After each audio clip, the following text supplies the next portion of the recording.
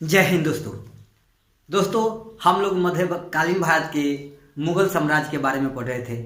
हम लोगों ने आज अकबर के साम्राज्य विस्तार के बारे में देखेंगे। इसके पहले भी हम लोगों ने अकबर के साम्राज्य विस्तार के बारे में पढ़े थे, तब 1559, 61, 62, 63 तक हम लोगों ने देखा था। दोस्तों एक बात कहनी थी कि अगर आप लोग लॉकडाउन लग रहा है, अगर लग रहा है कि आप लोग कोचिंग वोचिंग नहीं जा सकते हैं कहीं पढ़ने, तो मैं आपका संपूर्ण सिलेबस आपको कंप्लीट करा दूंगा। बहुत से यूट्यूब वाले आपको पीडीएफ नहीं देते हैं, सिर्फ एडवर्टाइजमेंट के लिए अपना वीडियो डाल देते हैं, उसके बाद में आपको पीडीएफ नहीं देते हैं। तो मैं आपको पीडीएफ भी उपलब्ध करा दूंगा। आप हमें कमेंट कीजिए, और हर बात के लिए कहना पड़ता है क्या कि आप हमारे चैनल को लाइक कीजिए, सब्सक्राइब कीजिए, कमेंट कीजिए, शेयर कीजिए। दोस्तों अगर आपको अच्छा लगेगा तो खुद आप लाइक करेंगे, कमेंट करेंगे, शेयर करेंगे, नहीं लगेगा तो मत कीजिएगा, ठीक है मेरे दोस्त। अगर आपको लग रहा है कि हमें इससे कंप्लीट हो जाएगा हर सब्जेक्ट, तो आपको कंप्लीट करा दिया जाएगा। थोड़ा सा माइक का प्रॉब्लम है मेरे दोस्त, तो माइक से हम नहीं बनाते हैं, ब्लूटूथ से बनाते हैं। माइक खरीदे थे लेकिन काम नहीं किया मेरे मोबाइल में।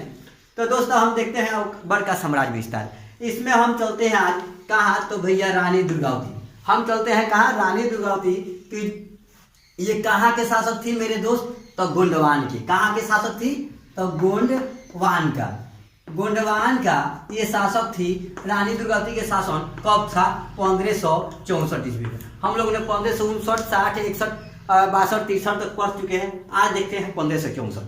तो रानी दुर्गावती कौन थी, तो रानी दुर्गावती गोंडवान के शासक थी, और इनका राज्य जो केंद्र था जबलपुर था। कहाँ था भैया, जबलपुर। इनका राज्य जो केंद्र था जबलपुर में था, जो भारतीय इतिहास की सर्वाधिक प्रसिद्ध रानियों में इनको गिना जाता है। किनको भैया, रानी दुर्गावती को। रानी दुर्गावती को भारतीय इतिहास की सर्वाधिक प्रसिद्ध रानियों में इनका गिनती किया जाता है। तो मेरे दोस्त अब इनके बारे में हम जानते हैं कि गोंडवान के शासक तो हो गए, तो ये किनकी पुत्री थी, ये पुत्री किनकी थी। तो मेरे दोस्त ये जो पुत्री थी रानी दुर्गावती, तो आप जानते हैं राजा कृति सिंह, कालिंजर के राजा कृति सिंह चंदेल की एकमात्र संतान थी। राजा कृति सिंह चंदेल की एकमात्र संतान थी। कौन भैया, रानी दुर्गावती। अब रानी दुर्गावती का नाम रानी दुर्गावती क्यों पड़ा मेरे दोस्त, तो ये महुबा गांव के, राठ गांव के थी, ठीक है। इनका जन्म 1524 में हुआ था।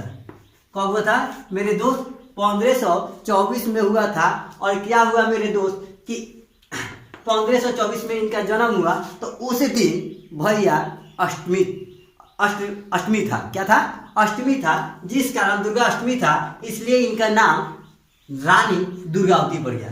यानी दुर्गा अष्टमी के कारण ही इनका नाम रानी दुर्गावती रखा गया।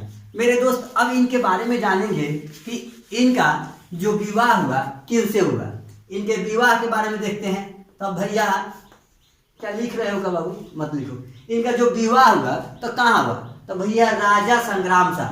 कौन, राजा संग्राम शाह ने अपने पुत्र दलपत शाह, किनसे, दलपत शाह से रानी दुर्गावती का शादी करवा दिया, यानी विवाह करवा दिया, अपना पुत्र वधू बना लिया।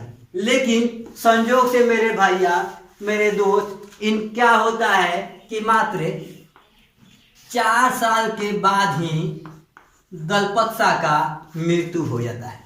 कितने साल बाद भैया, 4 साल के बाद ही दलपत शाह का मृत्यु हो जाता है। उस वक्त रानी दुर्गावती के पास 3 वर्ष का एक बालक था। कितना वर्ष का भैया, 3 वर्ष का एक बालक था, जिसका नाम क्या था भैया, नारायण। वीर नारायण भी रहते हैं, इनका नाम क्या है, नारायण। तो मेरे दोस्त अब जानते हैं कि ये अब 3 साल का एक लड़का है, तो 3 साल का लड़का ये तो शासन नहीं कर सकता है। तो क्या होता है, रानी दुर्गावती संरक्षण में लेती है अपने बच्चे को, और खुद वह शासन करना शुरू करती है।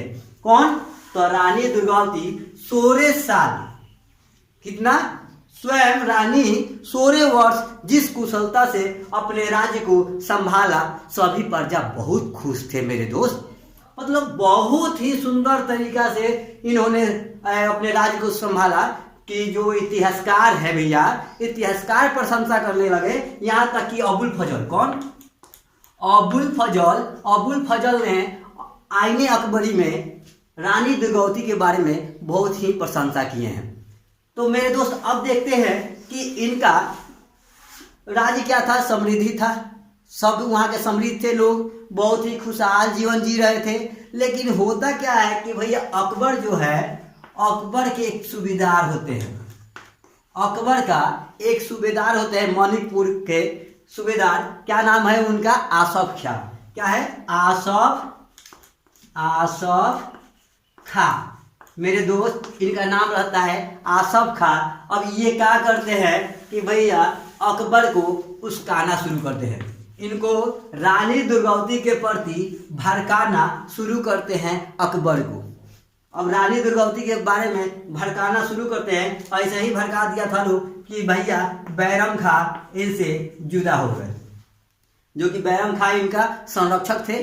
तो भैया इनको रानी दुर्गावती के प्रति भड़काना शुरू किया लोग, ये भड़क गए अकबर जी और क्या किए, रानी दुर्गावती पे हमला कर दिए, रानी दुर्गावती पे हमला कर दी। लेकिन रानी दुर्गावती ने भी बहुत ही दृढ़ कुशलता से ये अपने देश और धर्म को बचाने के लिए युद्ध की।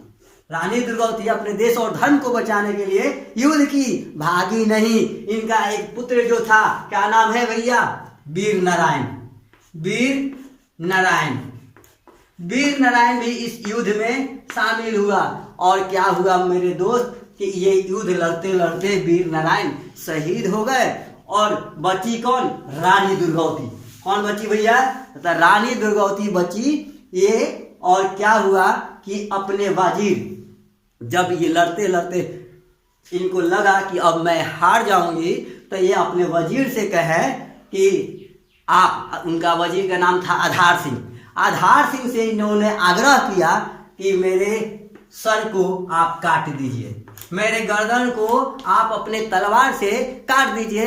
लेकिन वो वजीर क्या हुआ कि वो नहीं माना कि हम कैसे आपके सर को काट सकते हैं। उन्होंने बहुत आग्रह किया, वो नहीं काटा।